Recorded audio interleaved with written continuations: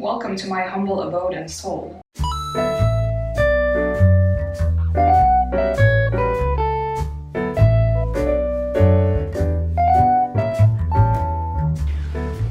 Welcome to my house tour. When you enter, you are greeted by the fridge and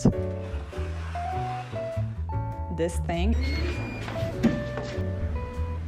안녕하세요. There's a little hallway for you to tuck in your dirty shoes and put on your clean shoes. After the entry space, you have the main living space. Honestly, the kitchen area is pretty spacious for an apartment in Seoul. You have this. You could eat on this, but I mainly use this to chop onions or fingers.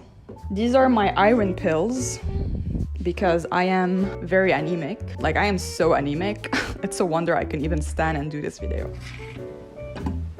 This is the stove area, which is gas. There's also a washer. In most apartments in Seoul, you won't find a dryer because dryers aren't really a thing here. This is the area where I spent the most time. The plants bring me peace. Yeah, I don't know, dude. Plants are just, they're it, honestly. There's also a mister, a mister. I also put my boxing gloves here because they're green and the plants are green, so. This is also where I work. The table can be fully open so it can host more people, but I'm not going to demonstrate because it's a lot of work.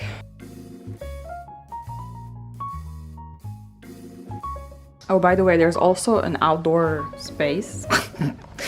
It's not an outdoor space, it's just, I mean, honestly, Parisians would call this a balcony, but it's just a drying rack. People use it for drying their stuff.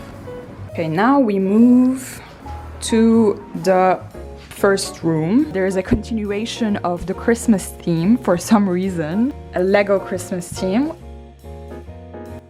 Oh, this is a table? Oh, I didn't realize that.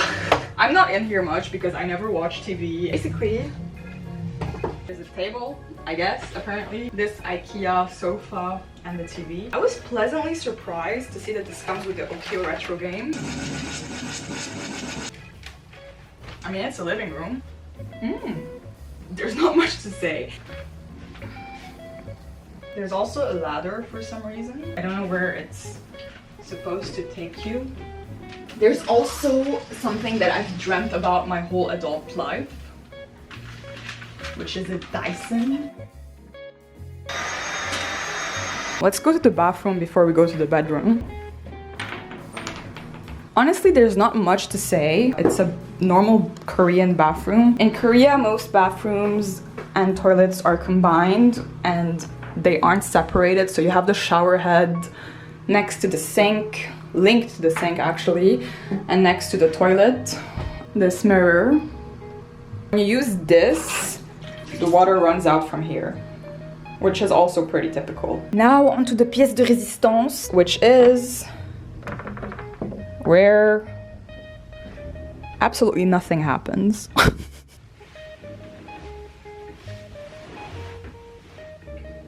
So this is the bedroom. I spend a lot of time here sleeping. I would love to make the joke of this is where the magic happens, but it doesn't.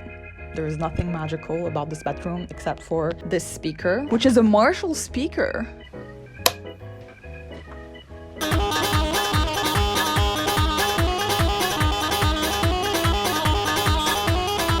And then there's this.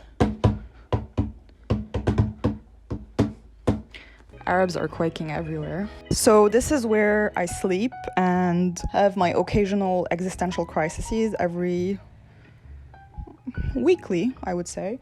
Comfortable bed to sleep in. Underneath here, which I'm not gonna show you because this is where my clothes are. There is a humidifier or dehumidifier, I guess. Apparently here the air pollution is pretty bad. Honestly, it's kind of the same as it is in Lebanon, and we don't use dehumidifiers. My point is I'm used to it, so I don't really feel like there's much of a difference. So yeah, this was my humble abode tour. I hope you like. Oh, there's also a fan. I didn't show you the fan. There is an air conditioner, but I mostly use the fan. I hope you enjoyed my little house tour. The Airbnb is located in the west of Seoul. It's connected to a lot of different buses and metro stations. I've personally picked this area because I wanted to be close to the southern western part, because there are lots of hikes that you can do here and they're very close to this Airbnb. So I am here to explore this area. Although it's not touristic at all compared to the other areas, it's still relatively close to them, and transportation in Seoul is like really well connected and easy, so you don't really need to be in the center to feel like you're in the center, if that makes sense. So I would definitely recommend to stay here. And the thing is, I stayed in other areas and other Airbnbs or hotels, and all the areas I've stayed in felt like places people go to do things, whilst this area feels more like a neighborhood. So it's giving me much more of a I live in Korea experience rather than I'm traveling in Korea, if that makes sense, which might not be your cup of tea, but I've been here for almost 3 months now, so this was what I wanted to experience, and I'm glad I did. In terms of money, if you stay here for a month, you would pay around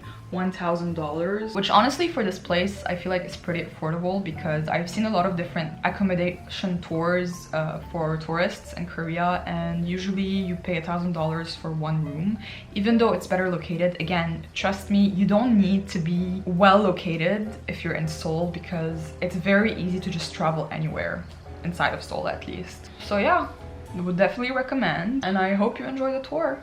Goodbye.